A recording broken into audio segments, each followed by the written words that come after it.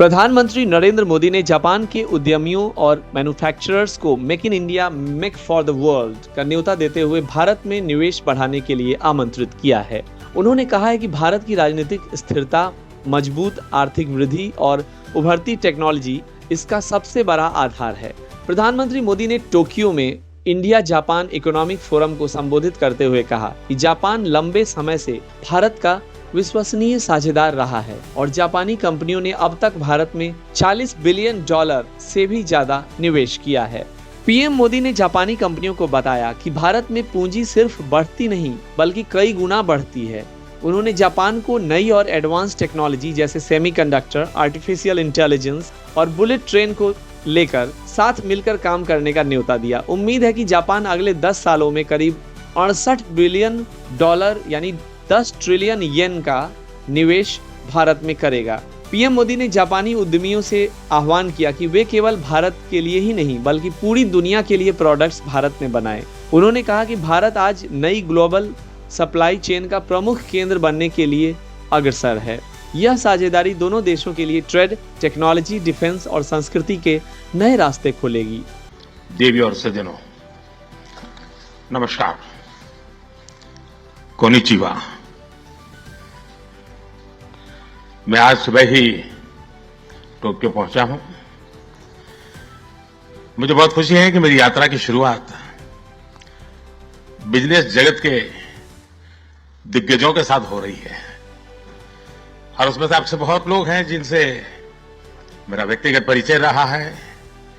जब मैं गुजरात में था तब भी और गुजरात से दिल्ली आया तो तब भी आप में से कई लोगों से बहुत ही निकट परिचय मेरा रहा है और मुझे खुशी है कि आज सबसे मुझे मिलने का अवसर मिला है। मैं प्रधानमंत्री इशिबा का विशेष रूप से आभार व्यक्त करता हूं कि वे इस फोरम से जुड़े हैं। उनके बहुमूल्य वक्तव्यों के लिए मैं उनका अभिनंदन करता हूं। साथियों, भारत की विकास यात्रा में जापान हमेशा एक अहम पार्टनर रहा है। मेट्रो से लेकर मैन्युफैक्चरिंग तक, सेमीकंडक्टर से लेकर स्टार्टअप्स तक, हर क्षेत्र में हमारी साझेदारी आपसी विश्वास का प्रतीक बनी है। जापानी कंपनियों ने भारत में $40 बिलियन से ज्यादा का निवेश किया है। मात्र पिछले 2 वर्षों में $13 बिलियन का प्राइवेट इन्वेस्टमेंट हुआ है। JBIC कहता है कि भारत सबसे प्रॉमिसिंग डेस्टिनेशन है। जेट्रो बताता है कि 80% कंपनियां भारत में एक्सपांड करना चाहती हैं और 75% ऑलरेडी मुनाफे में है। यानी in India capital does not just grow, it multiplies.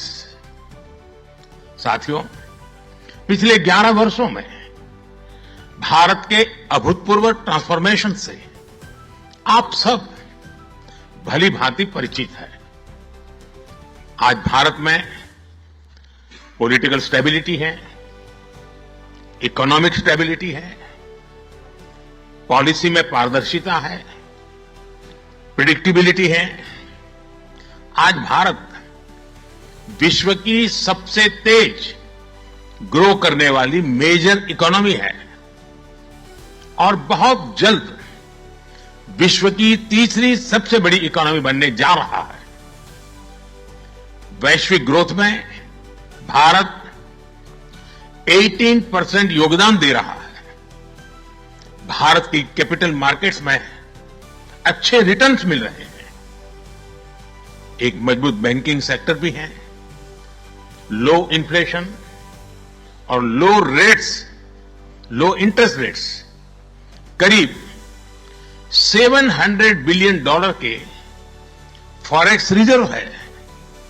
साथियों, इस बदलाव के पीछे हमारी रिफॉर्म, परफॉर्म और ट्रांसफॉर्म की अप्रोच है। 2017 में हमने वन नेशन वन टैक्स की शुरुआत की थी। अब इसमें नए और बड़े रिफॉर्म लाने पर काम चल रहा है। कुछ हफ्ते पहले हमारी संसद ने नए और सिंप्लीफाइड इनकम टैक्स कोड को भी मंजूरी दी है। हमारे रिफॉर्म्स केवल टैक्स प्रणाली तक सीमित नहीं है। हमने ईज ऑफ डूइंग बिजनेस पर बल दिया है। बिजनेस के लिए सिंगल डिजिटल विंडो अप्रूवल की व्यवस्था की है। हमने 45,000 कंप्लायंसेस रेशनलाइज किए हैं। इस प्रक्रिया को गति देने के लिए डीरेगुलेशन पर एक उच्च स्तरीय कमेटी बनाई गई है। डिफेंस और स्पेस जैसे सेंसिटिव क्षेत्रों को प्राइवेट सेक्टर के लिए खोल दिया गया है। अब हम न्यूक्लियर एनर्जी सेक्टर को भी खोल रहे हैं। साथियों, इन रिफॉर्म्स के पीछे हमारा विकसित भारत बनाने का संकल्प है, हमारा कमिटमेंट है, कन्विक्शन है और स्ट्रेटेजी है। और विश्व ने इसे रिकॉग्नाइज ही नहीं, एप्रिशिएट भी किया है। S&P ग्लोबल ने 2 दशक बाद भारत के क्रेडिट रेटिंग अपग्रेड किए हैं। The world is not just watching India, it is counting on India. साथियों, अभी भारत जापान बिजनेस फोरम की रिपोर्ट प्रस्तुत की गई। कंपनियों के बीच हुई बिजनेस डील्स, इसका बड़ा विस्तार से वर्णन दिया गया। इस प्रगति के लिए मैं आप सभी का बहुत बहुत अभिनंदन करता हूं। हमारी साझेदारी के लिए मैं भी कुछ सुझाव बड़ी नम्रतापूर्वक आपके समक्ष रखना चाहूंगा। पहला है मैन्युफैक्चरिंग। ऑटो सेक्टर में हमारी भागीदारी बेहद सफल रही है और अभी प्रधानमंत्री जी ने इसका विस्तार से वर्णन किया। हम साथ मिलकर वही magic batteries, robotics, semiconductor, ship building और न्यूक्लियर एनर्जी में भी दोहरा सकते हैं। साथ मिलकर हम ग्लोबल साउथ, विशेषकर अफ्रीका के विकास में अहम योगदान दे सकते हैं। मैं आप सबसे आग्रह करता हूं, कम make in India, make for the world. Suzuki और डाइकिन की सक्सेस स्टोरीज आपकी भी सक्सेस स्टोरीज बन सकती है।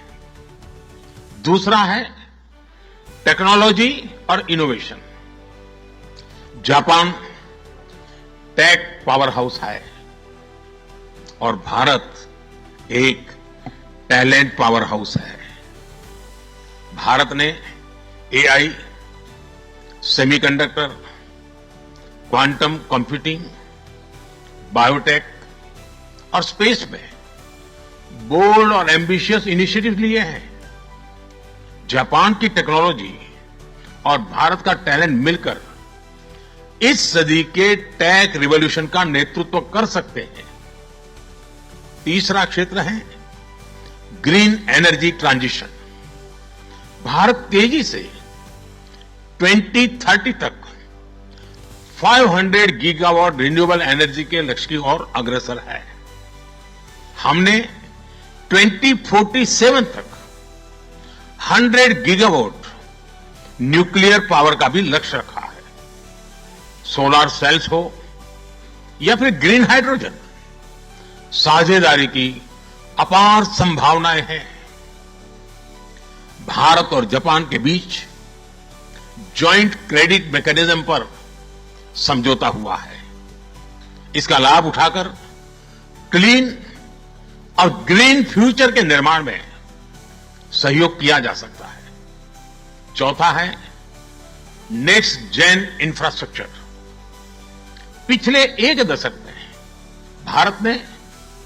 नेक्स्ट जनरेशन मोबिलिटी और लॉजिस्टिक इंफ्रास्ट्रक्चर में अभूतपूर्व प्रगति की है। हमारे पोर्ट्स की क्षमता दोगुनी हो गई है। 160 से ऊपर एयरपोर्ट्स हैं।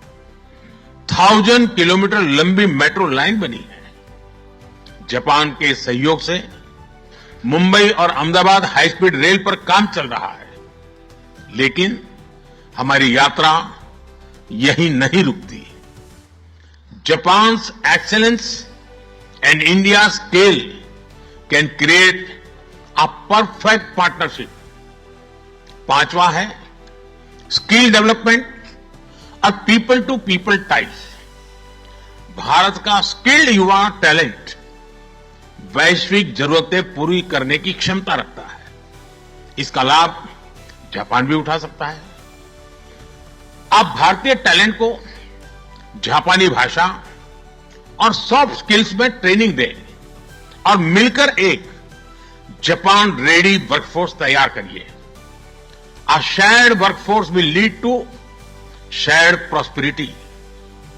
साथियों, अंत में मैं यही कहना चाहूंगा, India and Japan partnership is strategic and smart, powered by economic logic.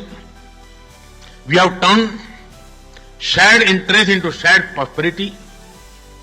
India is the springboard for Japanese businesses to the global south. Together, we will shape the Asian century for stability, growth and prosperity. इन्हीं शब्दों के साथ मैं प्रधानमंत्री Ishiba जी और आप सभी का आभार प्रकट करता हूं। अरिगातो गोजाइमास। बहुत बहुत धन्यवाद।